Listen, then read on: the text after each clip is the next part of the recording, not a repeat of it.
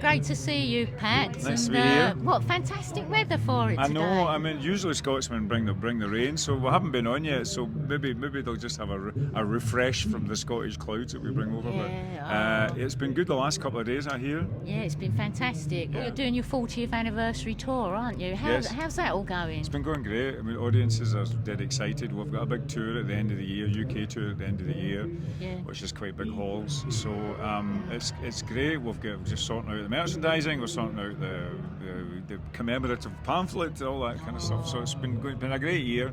And my brother has created a big digital archive, which he has put on Facebook, YouTube, Patreon. And so people can sort of go look at stuff that's happened from over the last 40 years. Sort of fantastic. period, over sort of 12 months. Yeah. And so, that's been going great gangbusters as well. So it's been a good year. Oh, sounds it. And are you touring for the rest of the year as well? Yeah, It's very busy across October, November, December, and a wee bit of December. Yeah. And then we have, we're preparing an electro record, which is kind of a combination of 80s electro punk and EDM, dance grooves and house, and so we're just deciding to go into that seriously for the next 2025. So. Oh, great! So that's going to appeal to a lot of the audience. Well, that'll cover the next 40 years, Yeah, that's it. So how do you feel? I mean, Labour of Love was such a fantastic tune, wasn't it? And it went stellar.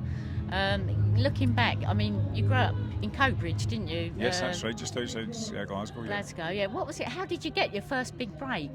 Back in the day. Well, it was about the early '80s was kind of still running off the fumes of punk rock from about 10 years before, and post-punk after that.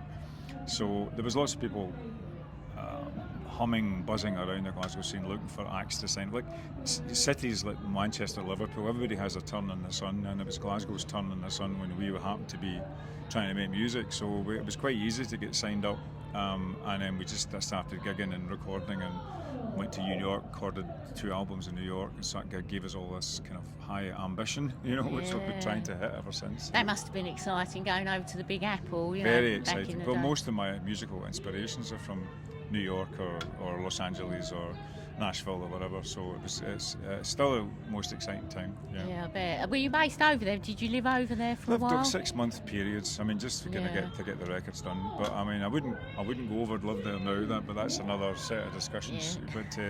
Yeah. But we loved going back to the source. It was great. Yeah, good memories. And in your neighbourhood, were you suddenly famous? Can you remember your first Top of the Pops?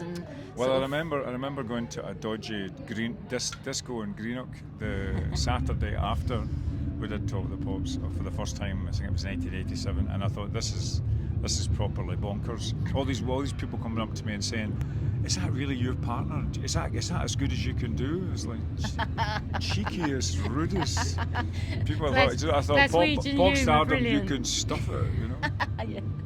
Oh, so you got some happy memories then from back in the days. Quirky memories, I would say, as much as happy memories. Yeah. I've got to admit to something. When I was growing up, withdraw. It should be withdraw my labour, and I used to think it was withdraw my neighbour. Do you know when you get the lyrics wrong? Nobody was really up to speed with the industrial language that was used in the anyway.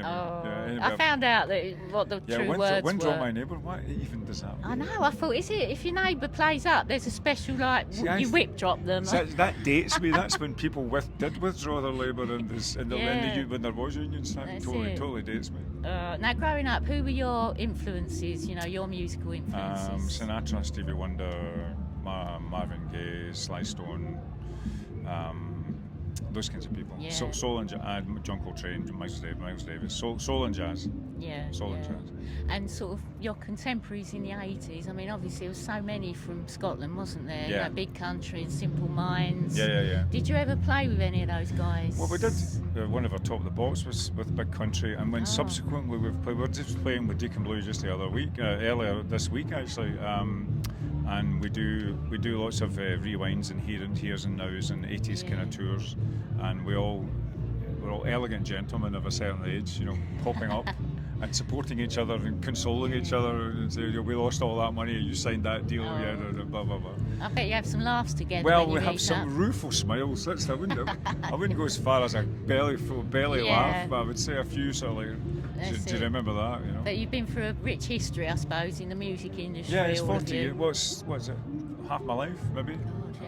I'm lucky, doing the one thing. So it's been quite a meaningful year as well, just to kind of dwell on who you were, who you are, who you're going to be in your remaining So time. some new material coming out. Yeah, new material, big songs, but with a kind of.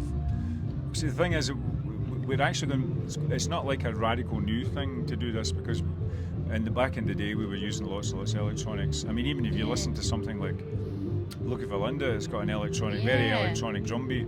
And lots of big synths. So we're actually sort of going back to a bit of our past and connecting up to the future. So we'll see if it's. I'd love it to be successful. You know? I'm sure it will be. Yeah, it's lying in a ditch in Ibiza with my backside sticking up, covered in glitter. You know.